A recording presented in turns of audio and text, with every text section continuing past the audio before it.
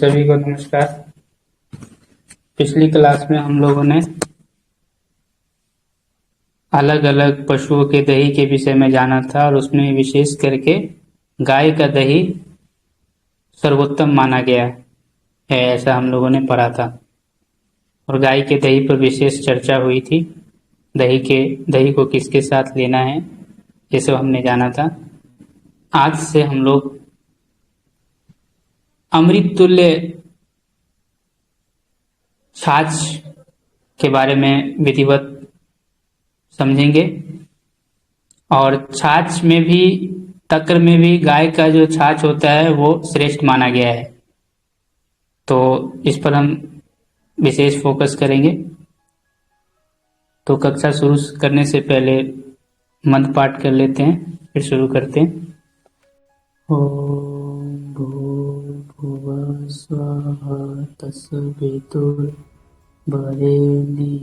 भर्गो देवस्य धीमहि धियो यो न प्रचोदयात्। ओम शांति शांति शांति। तो तक्र के बारे में हम जानेंगे। तो सबसे पहले आप ये जान लीजिए, सरल वे में बता रहा हूं कि छाछ कैसे बनाना है। विधि पूर्वक दूध को बढ़िया से औटा करके उबाले हुए दूध से दही जमाया। और दही जमाने के बाद हमने क्या करना है, दही के जो ऊपर की मलाई है वो निकाल लेना है। दही जमने के बाद दही के ऊपर की छाली बनती है ना मनोज जी? जी जी। तो वो ऊपर की जो मलाई है, छाली है, साडी है, उसको हमें निकाल लेना है। और उसके बाद उसमें हमें आधा पानी मिलाना है। ये महर्षि सुश्रुत जी के हिसाब से बता रहा हूं। दही का आधा, मान लीजिए 1 किलो दही हमने जमाया, तो दही जमने के बाद ऊपर की मलाई है उसको हटा देना है और उसमें आधा लीटर पानी मिलाना है। और उस पानी मिलाना है तो तुरंत पूरा मत मिलाइए, थोड़ा थोड़ा मिलाइए। थोड़ा मिलाते जाइए, घोटते जाइए, मिलाते जाइए, घोटते जाइए, ऐसे करके घोटनी से, मथनी होती है ना, मथनी, मथते जाइए। और ध्यान रहे, आप जितना अच्छे से मथेंगे उतना अच्छा आपका छाछ बनेगा। मथने के लिए कम से कम आपको 15 मिनट से लेकर के 30-35 मिनट तक मथना पड़ेगा। मिनिमम 15 मिनट तो मथना ही है। ये 2 मिनट में मथने से नहीं बने, 2 मिनट में मथने से नहीं होगा। मिनिमम कम से कम 15 मिनट आपको अच्छे से मथना होगा। और मथ करके, और जो मथने के बाद जो न बहुत गाढ़ा होगा न बहुत पतला होगा, और रस में मधुर होगा, खट्टा होगा हल्का, और कसाई होगा, वही छाछ है, वही तक्र है। तो उसी तक्र के बारे में, अभी गुणों के बारे में हम पढ़ने वाले हैं। तो ये बात आप ध्यान रखिएगा। एक तरीका तो ये है। ये तरीका उनके लिए, मान लीजिए जिनके पास अब गाय दही आधा किलो है, 1 किलो है, अब क्या करें? मक्खन थोड़ी उसमें से उस तरीके से निकलेगा। उसके लिए तो 5 किलो आपको दही चाहिए। उसके बाद आप मथेंगे बढ़िया तरीके से, तब अच्छे से मक्खन निकलेगा। मनोज जी, आप समझ पा रहे कि नहीं मनोज जी? जी जी। मथने के बाद अब किसी के पास आधा किलो 1 किलो दही है, तो अब उसके लिए तो अब मक्खन उसमें से निकलेगा नहीं। तो उसके लिए तरीका ये है छाछ बनाने का कि उसका ऊपर से मलाई निकाल के 50% पानी डाल के और मथ के, देन वो आपका छाछ, वो भी छाछ है। ये बात समझ में आ गई? जी जी जी। तो ये एक इजी टू डू वाला है, हर कोई इसको कर सकता है। अब हम ये छाछ के बारे में समझ गए। अब एक एक करके हम महर्षि सुश्रुत जी के हिसाब से चलते हैं। तो महर्षि सुश्रुत जी तक्र के विषय में क्या बोल रहे हैं ये हमें देख लेते हैं। तक्रम मधुर अम्लम कसाय अनुरस उष्ण शीत वीर लघु रुक्षम अग्निदीपनम गर शोभ अतिसार ग्रहणी पांडु रोग अर्श प्लीहा गुल्म अरोचक विषम ज्वर तृष्णा चर्दी प्रशेक शूल मेदा श्लेष्म अनिल हरम मधुर विपाकम हृदयम मूत्रकृत स्नेह व्यापत्ति प्रश्मन वृश्चम च। तो तक्र जो है रस में मधुर है और अमल है, अनुरस में कसाय है, गर्म होता है, हल्का है, जठराग्नि भूख को बढ़ाने वाला है, कृत्रिम विष को नष्ट करता है, सूजन को नष्ट करती है, डायरिया है, अतिसार रोग को नष्ट करती है जिसको पतला मल आ रहा है, गृहिणी रोग में अच्छी लाभ करती है, पांडु रोग यानी खून की कमी में फायदेमंद है, अर्श रोग बवासीर को नष्ट करती है, प्लीहोदर जिसका प्लीहा बढ़ा हुआ है, तिल्ली बढ़ी है उसमें फायदेमंद है, गुर्म रोग में अच्छा काम करती है, जिसको खाना खाने का मन नहीं यानी अरुचि की प्रॉब्लम है उसमें भी लाभकारी है, विषम ज्वर कभी बुखार 2 दिन रोक के 3 दिन रोक कर बुखार का एक फ्लो नहीं होता, कभी आता है कभी जाता है, इस टाइप का जो बुखार होता है उसमें बहुत अच्छी लाभ करता है छाछ। तृष्णा तृष्णा भी प्यास को भी दूर करती है छाछ, ठीक है। वमन उल्टी को, और जिसको जी मिचला रहा है, मुंह से पानी आ रहा है उसमें बहुत अच्छा है, पेट के दर्द में बहुत अच्छा है, मोटापा के लिए बहुत अच्छा है छाछ। और महर्षि चरक जी तो इतना तक बोलते हैं कि कफ और वात से सैकड़ों रोग उनको दूर करता है। ये तो सुश्रुत जी का पढ़ रहा हूं मैं। कफ और वात इनको नष्ट करती है, विपाक में मधुर है, हृदय के लिए बहुत अच्छा है, मूत्र पिच जिसका पेशाब खुल के नहीं आ रहा उसमें बहुत ही बहुत अच्छी लाभ करती है छाछ। अधिक स्निग्ध पदार्थ सेवन करने से होने वाले रोगों को दूर करती है, अधिक स्निग्ध पदार्थ के सेवन से होने वाले जो समस्या है उनको ये ठीक करती है। और वृक्ष नहीं है, मतलब पौरुष शक्ति वर्धक नहीं है ये छाछ, इस बात का हमें ध्यान रखना है। और छाछ का परिभाषा क्या है, ये जो लाभ है ये कौन से छाछ का है, हम आगे देखने वाले हैं कि छाछ 10 प्रकार के हैं राजा भोज के मुताबिक, और राजा भोज वाला हम कल देखेंगे। अभी हम अकॉर्डिंग टू सुश्रुत देख रहे हैं, महर्षि सुश्रुत जी के हिसाब से, तो वो हम डेफिनेशन जान लेते हैं।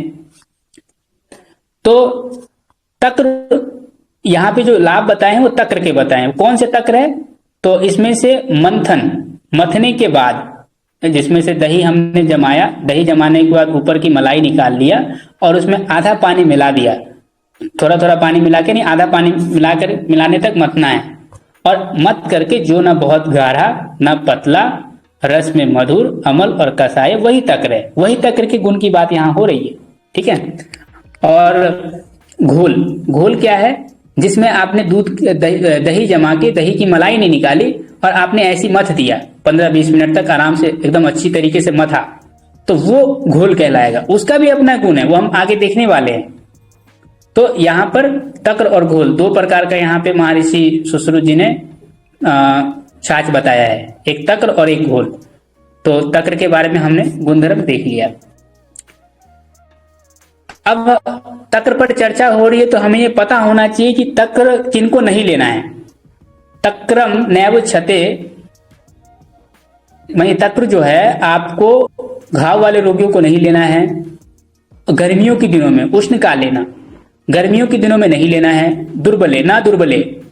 दुर्बल को भी नहीं लेना है, ना मूर्छा बेहोशी जिसको हो रही है उसको भी नहीं लेना, भ्रम जिसको भ्रम है उसको भी नहीं लेना, ना दाह जिसको जलन की समस्या है उनको भी नहीं लेना है, और ना रक्तपैतिके रक्त पित्त की जिसको समस्या है, जिसको ब्लीडिंग की समस्या, कहीं नाक से, कहीं आंख से, कहीं गुदा द्वार से, कहीं से भी खून आ रहा हो, तो उसमें हमें छाछ का प्रयोग नहीं करना है। ब्लीडिंग पाइल्स में भी छाछ का हमें प्रयोग नहीं करना है, खून जिसमें आता हो, ठीक है। घाव वाले रोगियों को छाछ हमें नहीं देना है, ये समझना होगा।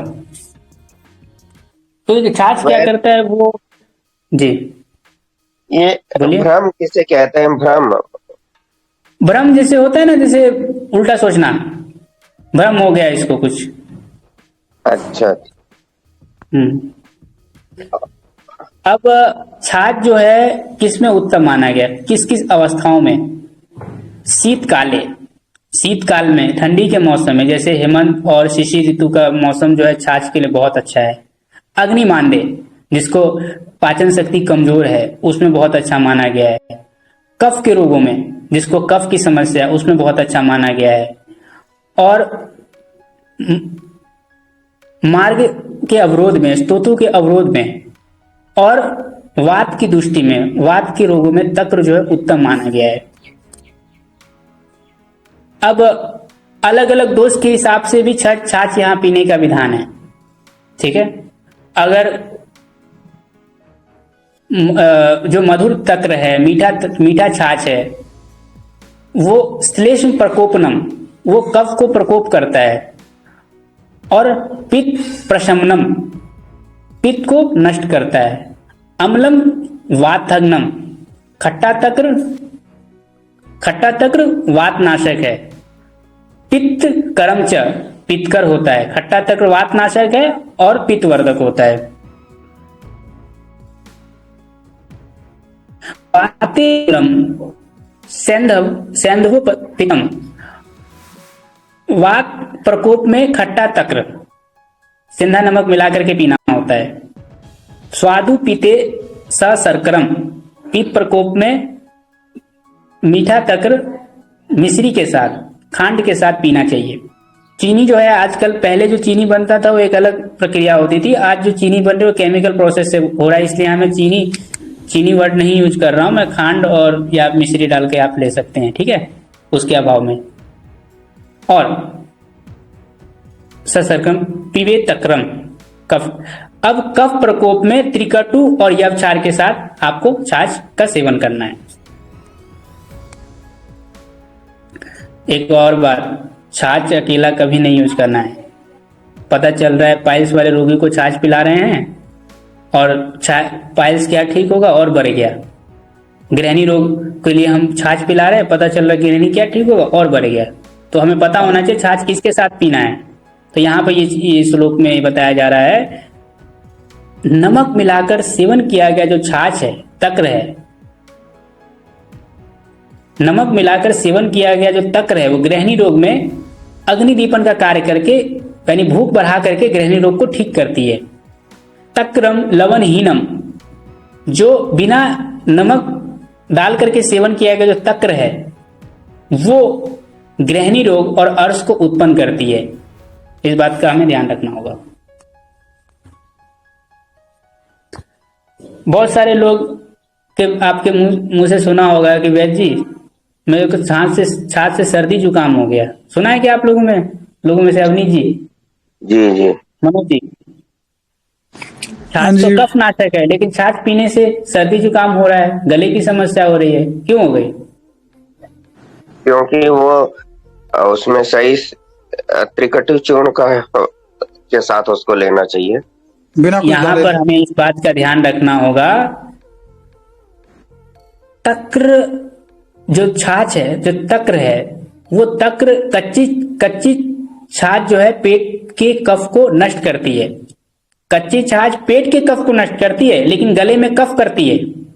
यदि गले में कफ की समस्या है तो वहां पर आप कच्ची छाछ पी रहे हैं तो गले की समस्या और बढ़ेगी। क्यों? क्योंकि कच्ची छाछ क्या कर रही है? गले में कफ को करती है, लेकिन पेट के कफ को नष्ट करती है वो। तो इसीलिए जुकाम में, दमा में और खांसी में कच्ची छाछ का प्रयोग नहीं करना है, पकाया हुआ छाछ का प्रयोग करना है। उस छाछ में आप दाल बनाइए, सब्जी बनाइए, चावल बनाइए। ये बात समझ में आ गई मनोज जी? जी। कच्ची छाछ मतलब बिना गर्म की हुई छाछ, यहाँ पर ये मतलब है ना?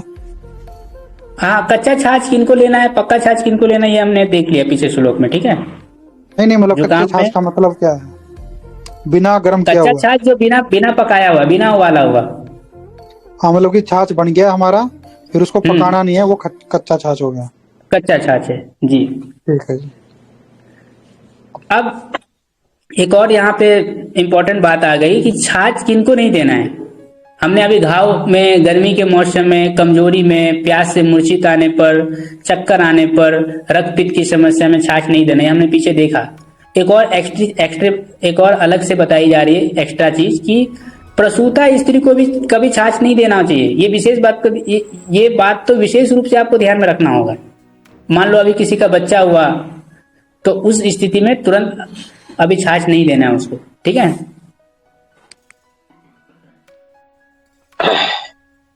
जी।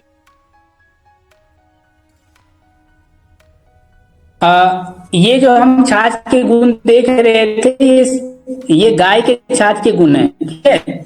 कहीं भी छाछ आए तो गाय का छाछ। हाँ,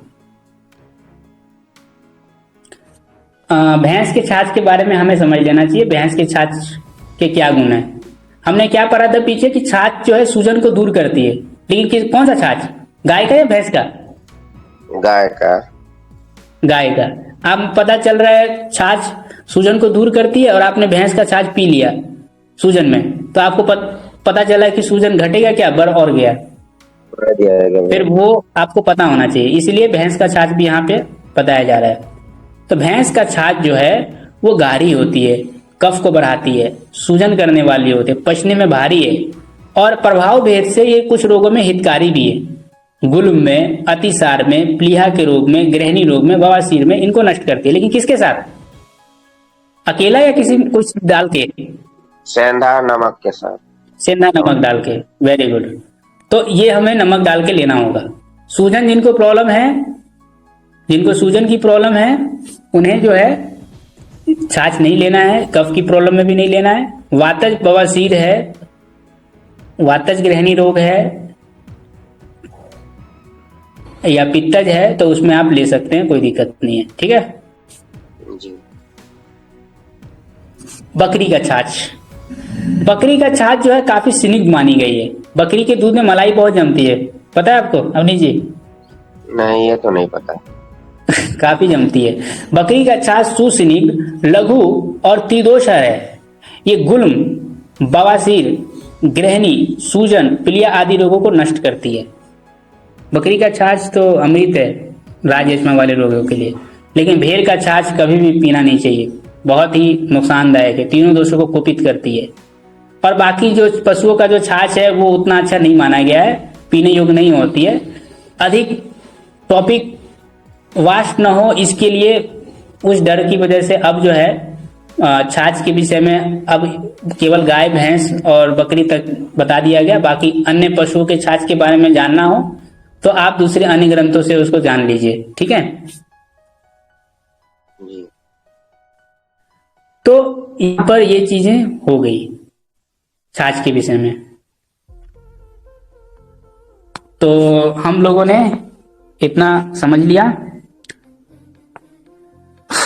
कल हम लोग राजा भोज के मुताबिक छाछ 10 प्रकार के होते हैं।